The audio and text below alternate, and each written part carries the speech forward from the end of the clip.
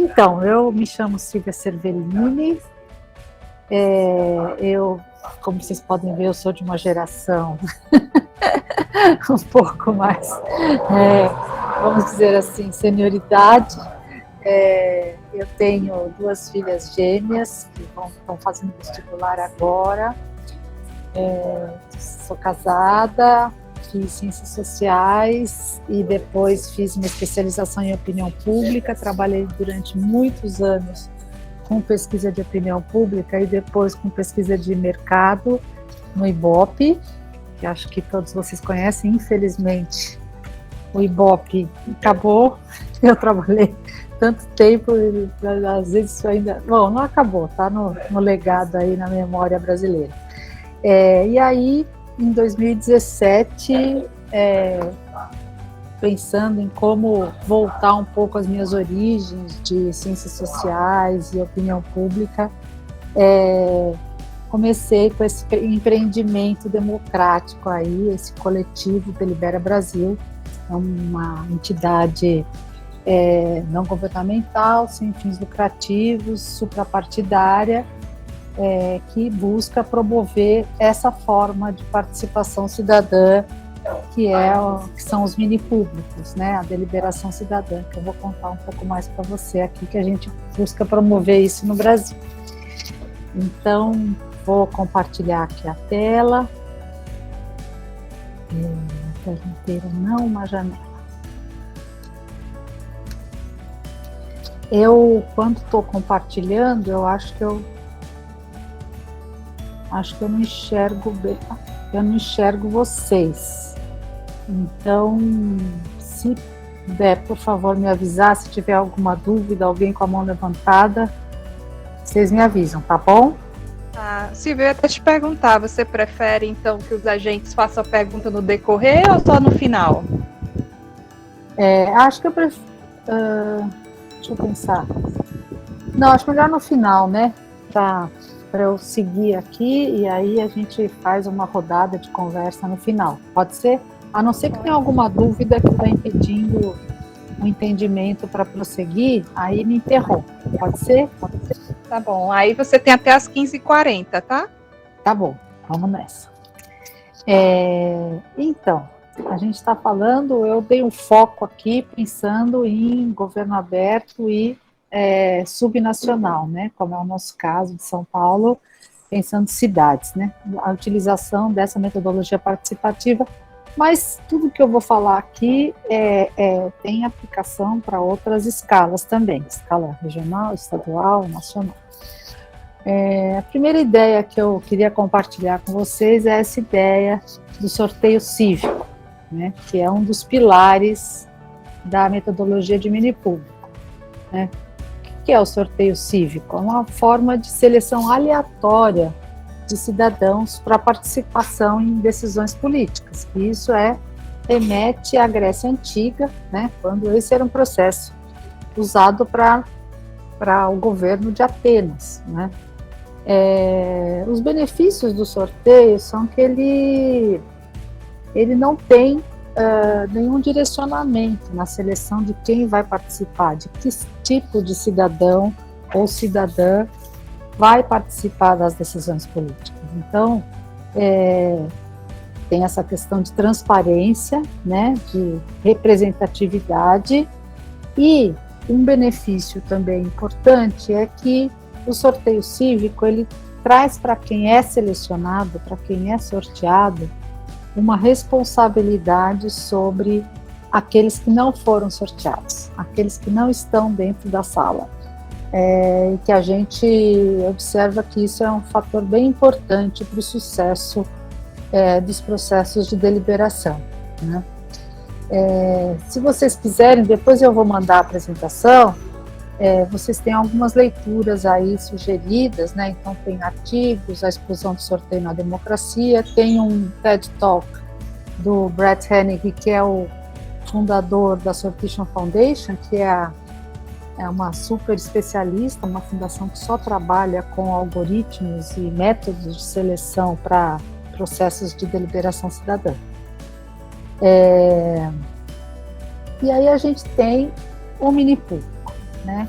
que é o mini público? O mini público, a gente diz, é uma inovação democrática que viabiliza a deliberação cidadã. O que quer dizer viabiliza a deliberação cidadã? Deliberação é um processo que exige bastante troca de informação, aprendizado e troca de argumentos de uma maneira bem tranquila, vamos dizer assim.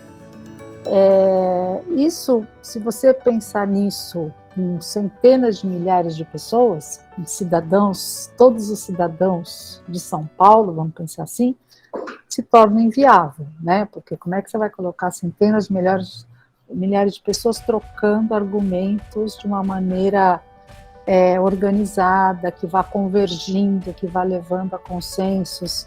É muito complicado. Então, o mini público é uma ideia, como o nome diz, é um grupo pequeno, representativo da cidadania,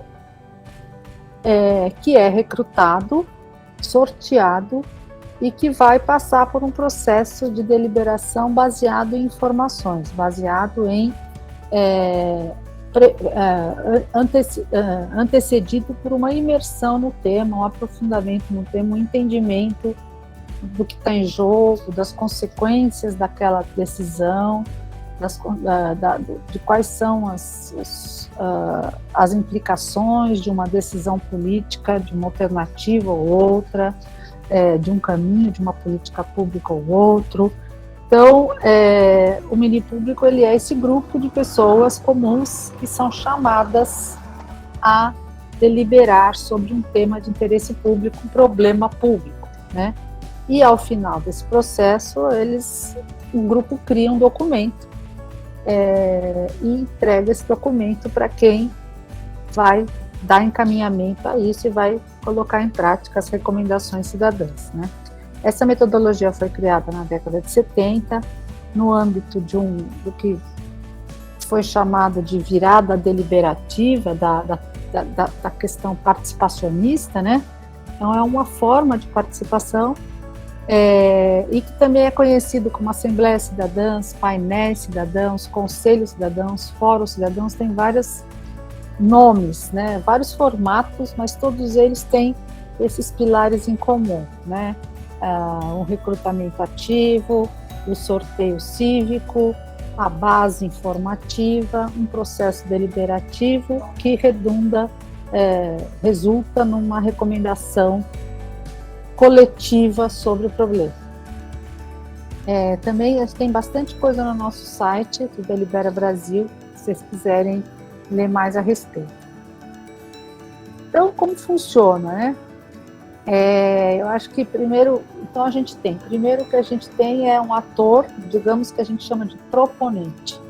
Proponente é um ator político, uma organização, uma instituição, um governo ou uma organização da sociedade civil que quer promover um processo deliberativo para tomada de decisão política ou para subsidiar uma política pública, um projeto de lei, alguma questão de interesse público, né?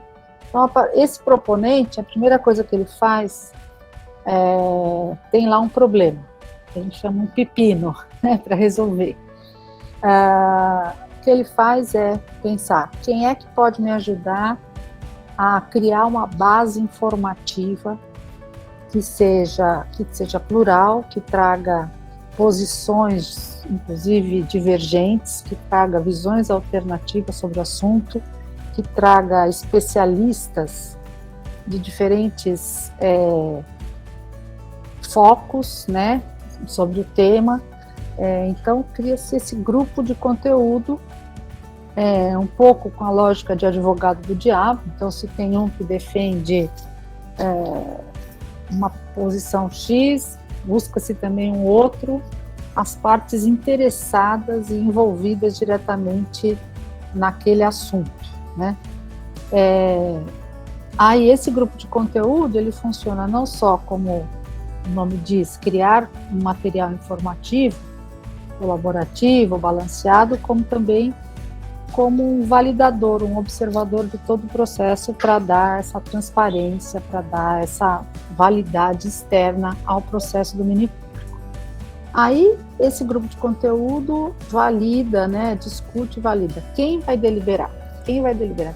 Qual é o demos que a gente chama? Qual é a população que vai ser impactada por essas decisões e, portanto, tem que ser representada no mini público? Então, no caso, se a gente está falando de São Paulo, município, a gente está pensando em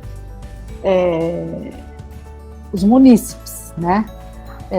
Uma representatividade dos munícipes. Bom, aí se faz uma base representativa dos munícipes. Se a gente tivesse, por exemplo, uma lista organizada, atualizada de todos os endereços domiciliares, a gente poderia fazer um sorteio domiciliar, né? Como às vezes a gente não tem essa base, a gente tem que fazer uma amostra representativa primeiro, usando técnicas de amostragem, e depois fazer o sorteio em cima disso. Aí, com esse grupo sorteado, né, esse grupo vai se reunir. O número de vezes e de horas que esse grupo vai se reunir depende da complexidade do tema, do objetivo, e vai primeiro passar por um processo informativo, né, usando materiais, usando dinâmicas de interação com especialistas, né, perguntas e respostas, enfim, várias formas desses cidadãos e cidadãs se informarem, entenderem o assunto, e depois vão trabalhar juntos e deliberar com uma facilitação independente, profissional que eu digo independente e experiente, né? Uma facilitação, uma moderação que vai ajudá-los a ir convergindo para criar o documento final com as suas recomendações, né? Então, o mini público tem esses passos. Aqui, eu coloquei alguns mínimos recomendados, né? Então, a gente pensa um mini público, para ter uma pluralidade, uma representatividade, varia o número de participantes, mas o mínimo 20. E a gente também considera que as experiências assim, que existem, menos do que 2 dias, né? Ou 14 horas, mais ou menos, 16 horas de oficina, é muito pouco para ter essa parte informativa e o processo deliberativo. Então, 2 dias, mais ou menos, é o mínimo para um processo. A gente também recomenda, é uma boa prática, dar uma compensação financeira para os participantes. Isso ajuda a quebrar barreiras de participação. Não é a razão pela qual as pessoas participam, mas ajuda pessoas que nunca participaram, que não participariam, tira do sofá, sabe? Tira da cadeira, e aí uma vez. E também ajuda concretamente, né? A pessoa vai deixar de fazer um bico, vai usar para comprar uma refeição para a família, enfim, essa ajuda financeira faz diferença. E o processo, a gente considera entre planejamento e finalização, pelo menos uns 3 meses, né? Para fazer um processo inteiro. Aqui eu trago essa ideia do modo cidadão, que eu acho que é bem importante, né? Que é um ponto central que a gente fala, que o mini público ativa o modo cidadão. O que é esse modo cidadão? O modo cidadão é a pessoa sai do modo individual, sai do modo consumidor, que eu digo, né, de preferências individuais, e começa a pensar no que é o melhor para o coletivo.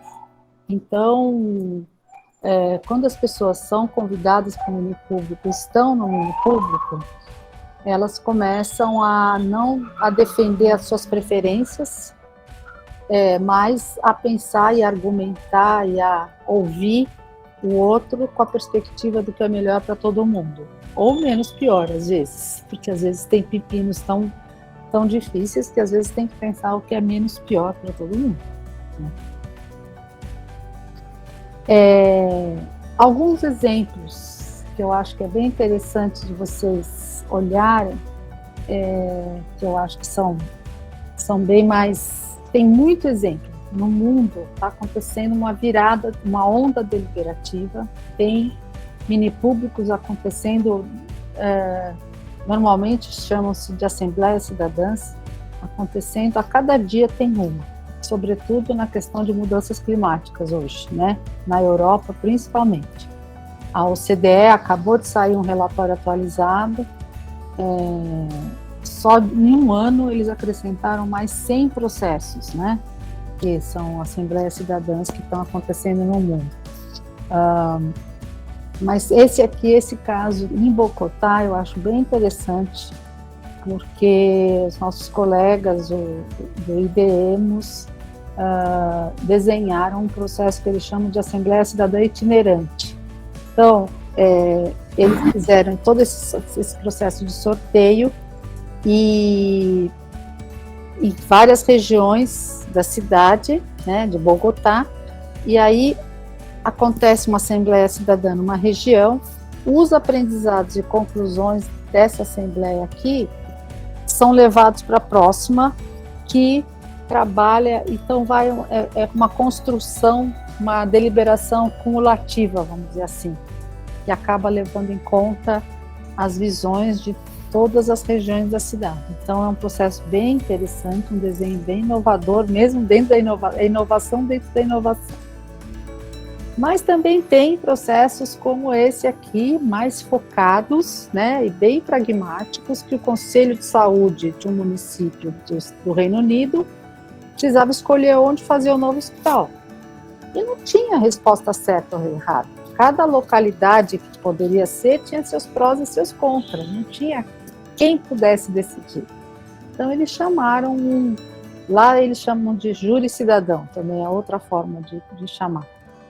Chamaram um júri cidadão, foi super divulgado, a BBC fez matérias, isso dá legitimidade também, porque daí a população local entende os argumentos que pesaram para uma escolha de um lugar ou de outro, então isso dá embasamento para as autoridades, né, a gestão pública, dizer, olha, a gente fez isso, então os cidadãos, gente como vocês, pesaram os prós e os contras e acharam melhor fazer aqui.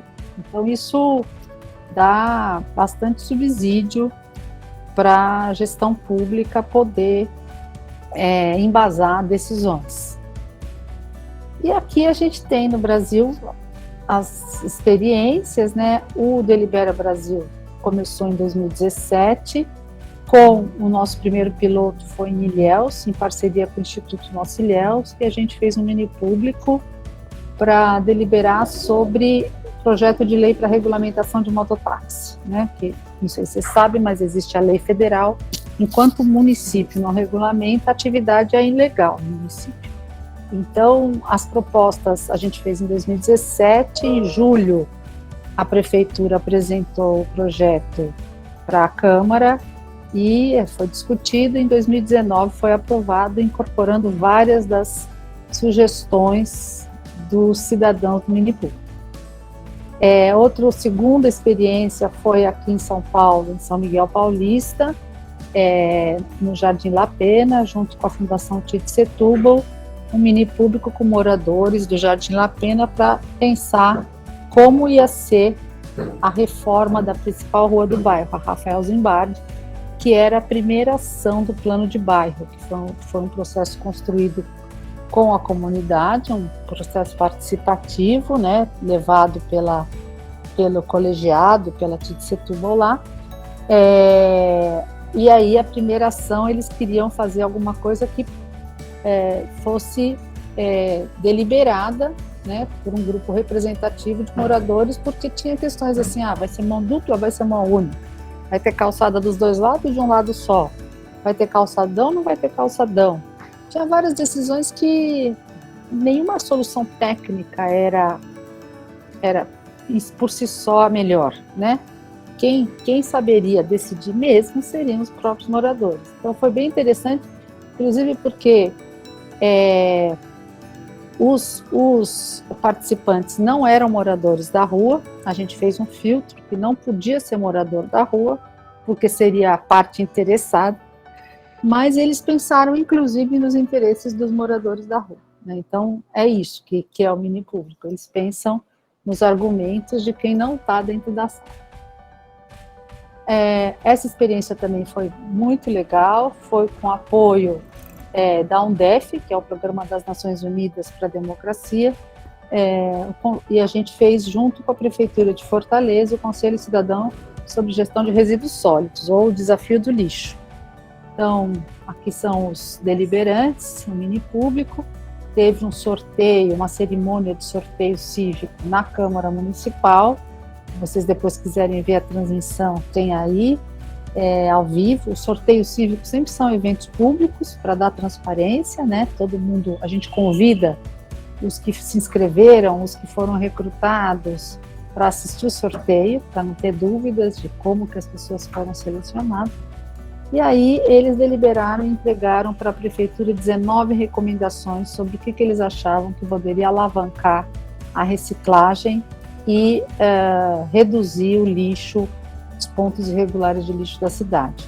Infelizmente, o prefeito Roberto Cláudio fez a devolutiva para eles em dia 5 de março de 2020. Na semana seguinte, estava lutando contra a pandemia da Covid e a gente agora está retomando a prestação de contas em cima dessas recomendações para ver o que já foi feito, o que ainda não foi feito e como voltar a retomar a implementação das recomendações.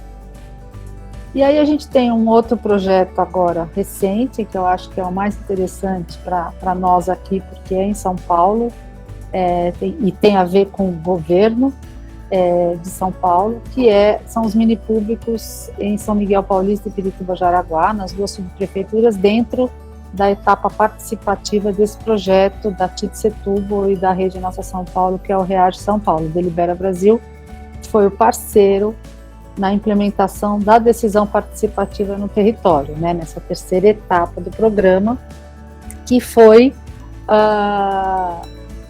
uma forma dos moradores das subprefeituras decidirem, né, recomendarem quais seriam os investimentos públicos nos próximos 4 anos na sua subprefeitura, né? Isso foi feito pensando, antes da pandemia, a gente pensava em fazer presencial, então a gente criou um jogo, onde as cartas eram as ações. Vocês vejam aí que tem as ações, que tem um descritivo, então tinha um grupo de especialistas que elaborou todo esse material, todo esse conjunto de informações, então cada carta tinha um descritivo e um valor correspondente, né? Inclusive um valor unitário, por exemplo, o corredor de ônibus Itaquera e Itaqueruna, tem aqui 48,6 milhões de reais por quilômetro, então tem um unitário e um total, né? E um mapa para que essas cartas pudessem ser colocadas, né? E um outro elemento bem importante desses mini públicos foram os cenários, né? Que seria muito complicado eles deliberarem sobre orçamento, considerando que um orçamento tem várias áreas, né? E em cada área, dezenas de possibilidades de investimento. Então, como deliberar sobre isso de uma maneira informada, de uma maneira embasada? Então, a forma como a gente encontrou foi criar cenários. Então, eles tinham 3 cenários alternativos. Cada cenário tinha uma distribuição dos investimentos por área diferente, que tinham diferentes visões de futuro, né, correspondentes. Então, um cenário era mais focado em mobilidade, para pensar subprefeitura interconectada com o centro da cidade. Outro cenário era mais focado nas questões urgentes de vulnerabilidade. E outro cenário era mais focado em desenvolvimento local, educação, projetos de trabalho e renda. Então, tinha diferentes cenários. Então, os mini públicos, eu vou passar aqui rapidinho. Os participantes, né, a gente fez um recrutamento online, porque a gente estava na pandemia. Então, o recrutamento presencial não era possível. Fizemos um recrutamento online, um sorteio e fizemos os mini públicos no primeiro trimestre desse ano agora.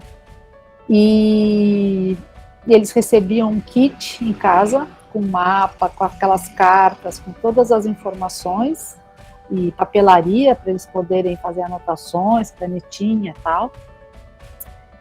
E aí a gente fez as sessões no Zoom. São mini públicos virtuais. Fizemos 5 oficinas em cada subprefeitura, 5 oficinas com o grupo, e eles iam deliberando. Primeiro, a primeira parte, qual dos 3 cenários era o que mais se aproximava da visão de futuro que eles tinham para a sua subprefeitura, e eles acabaram combinando os cenários, e aí eles tinham um orçamento limitado. Então, no caso de São Miguel Paulista, a gente estava falando de 500 milhões de reais de investimento para os 4 anos. No caso de Pirituba, Jaraguá, 580 milhões de reais para os próximos 4 anos. E eles, quando combinaram os cenários, eles viram que as ações previstas davam 700 milhões, e aí eles começaram a fazer escolhas e deliberar sobre tira isso, bota isso, aumenta aqui, diminui ali, para aí chegar no seu orçamento final. Aqui vocês têm também links para várias publicações e artigos a respeito, tem um podcast, que eu acho que para quem quiser saber mais, e no nosso site também tem bastante informação, tem depoimentos dos participantes, bastante material sobre o Reage São Paulo.